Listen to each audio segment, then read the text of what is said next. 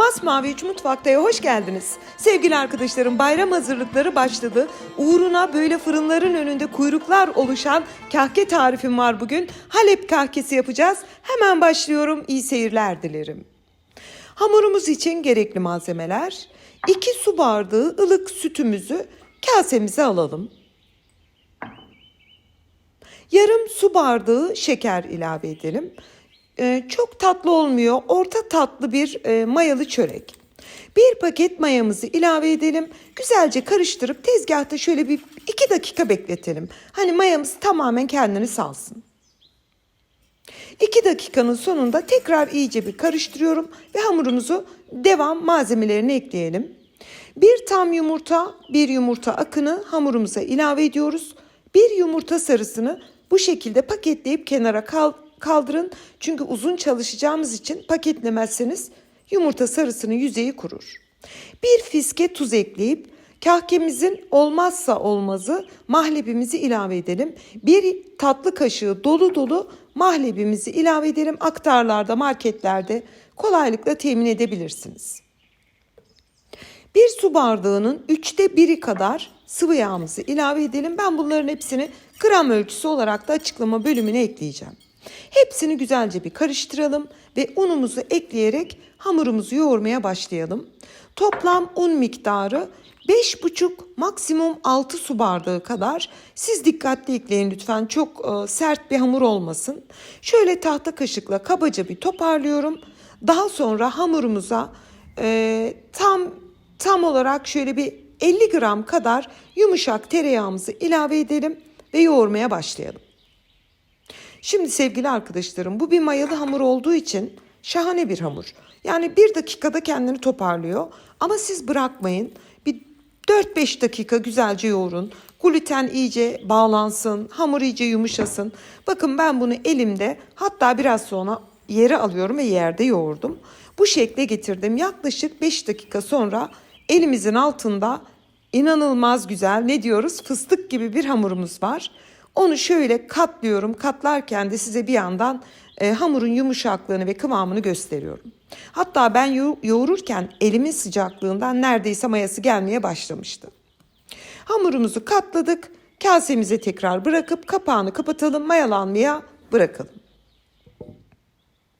Yaklaşık 1 saat mayalanmaya bıraktım. Bakın sevgili arkadaşlarım, kapağı kaldırmış ki o kapak da cam bir kapak, ağır bir kapaktır. O kadar güzel bir hamurumuz var. Şimdi kapağı kaldırıyorum ve hamurumuzdan bezelerimizi alalım. Şimdi bu kahkenin kendine has bir şekli vardır. Böyle uzun şekilde yapılır. Ben 24 adet beze alarak tezgaha hazırlıyorum. Yani 12 adet bir kahkeye, 12 adeti de bir kahkemize kullanacağız. Uzun şekilde yapıldığı için. Bütün bezeleri aldım, tezgaha dizdim ve elimizde çalıştığımız için, bu da bir mayalı hamur olduğu için biraz kastı kendini. Şimdi üzerini bir mutfak havlusuyla örtüp bir 10 dakika dinlendirelim. 10 dakikanın sonunda hamur tekrar yumuşadı, kendini saldı. Şimdi şekil vermeye başlayabiliriz. Ben biliyorsunuz geleneksel tariflerin orijinaline sadık kalıyorum ki bu tarifler böyle elden ele, dilden dile gitsin diye. Şimdi kahkenin kendine has bir şekli vardır. Hamuru önce silindir yapalım. Daha sonra ortaya birleştirip bu şekilde yaparak yan yana dizeceğiz. Tekrar gösteriyorum, gözünüzden kaçmıştır diye. İster elinizde, ister tezgahta şeklini verebilirsiniz. Artık nasıl kolayınıza geliyorsa. Silindir yapın. Daha sonra ortaya doğru 2 ucunu da birleştirip, yani dombili bir kalp gibi düşünün. Hepsini tepsiye dizin. Yani 12 adet bezeden bir uzun kahkemiz çıkıyor. Bir tanesini bu şekilde bitirdim. Ve arasına bir kahkelik yer bırakıyorum. Yani bir boşluk bırakıyorum. Ve yine aynı şekilde bütün bezeleri yaparak ikinci sıralamamızı da bitirelim. Bakın sevgili arkadaşlarım, bu vermiş olduğum tariften 2 tane kocaman kahkemiz çıkacak. Şimdi tepsi mayası için üzerine yine bir mutfak havlusu örtüp 25-30 dakika dinlendirelim. Hamurumuz dinlenirken bir tane yumurta sarımız vardı. İçerisine 1 tatlı kaşığı pekmez ilave edelim. 2 yemek kaşığı da süt ilave edip güzelce açalım. Pekmez olarak üzüm veya dut pekmezi tavsiye ederim. Şimdi yumurtamız da hazır. Üzerine serpmek için ben kavrulmuş fındık serpeceğim. Ama orijinalinde komple susam serpiliyor. Siz nasıl arzu ederseniz, ben fındık çok yakışır diye düşündüm ama orijinali susam. Şimdi üzerine hazırladığımız yumurta sarımızı, hiç boş yer kalmayacak ve aynı zamanda kabarıklığını da söndürmeyecek şekilde sürelim. Yani bastırmayalım. Ve bolca da yarım su bardağı fındığımızı her tarafına serpelim. Fındık olmazsa susam serpebilirsiniz. Zaten orijinalinde susam serpiliyor. Kavrulmamış susam. Böyle bile çok güzel görünüyor. Gerçekten geleneksel tariflerimize sahip çıkalım lütfen. Bir paskalya çöreği düşünün. Bilmeyen yok ama bir kahkeyi bilmeyen çok var. Hemen tarifime tekrar geçiyorum.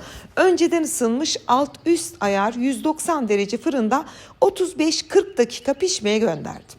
Fansız ayarda pişirdim. Ve 40 dakikanın sonunda inanılmaz güzel bir kokuyla, mis gibi mahlep kokusuyla ve şahane bir sunumu var. Şekli çok güzel. Kahkelerimiz fırından çıktı. Ben terleme yapmaması için hemen bir tel alıyorum. Görüyorsunuz sevgili arkadaşlarım, sanki fırınlardaki gibi böyle nefis bir kahkeniz var. Hemen tele aldım soğuması için ve sunum için ben hemen tabii ki her zaman olduğu gibi bahçeye çıkıyorum. Benden önce mavi çıktı, bir kuruldu. Kahkelerimiz biraz soğuduktan sonra da sunum için hazırladım. Antep yöresinin ve doğu bölgelerimizin çok bilinen bir geleneksel tarifidir. Bayramlarda kahke için inanın fırınların önünde kuyruklar oluyormuş.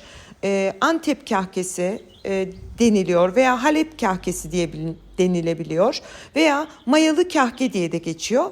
Bunu da böyle bildireyim. Gençler bilmiyorsa öğrenmiş olsunlar. Tariflerimiz unutulmasın ve hemen doku testine geçtim. Çok lezzetli, çok güzel. Yani paskalya çöreğini seviyorsanız buna bayılırsınız diyorum. İçindeki mahlep, yumurtası, sütü, üzerine fındık serptim. Çok yakıştı. Susam da inanılmaz yakışır. Yumuşacık, pamuk gibi bir kahkeniz oluyor. Buzluğa da atabilirsiniz veya bayramdan bir gün önce yapın. Şeklini verin, mayalanma sürecini hiç beklemeden. Yani hamuru yoğurup şekil verip buzdolabına alın. Sabah pişirin, fırında biraz kabardıktan sonra pişirin. Sıcak sıcak bayram kahvaltınıza servis edebilirsiniz. Gördüğünüz gibi pamuk gibi bayram kahkeleriniz hazır. Şimdiden deneyecek tüm izleyicilerime afiyet, bal, şifa olsun diyorum. Hepinize hayırlı Ramazanlar, hayırlı iftarlar diliyorum. Yeni tariflerimde görüşmek ümidiyle. Hoşça kalın.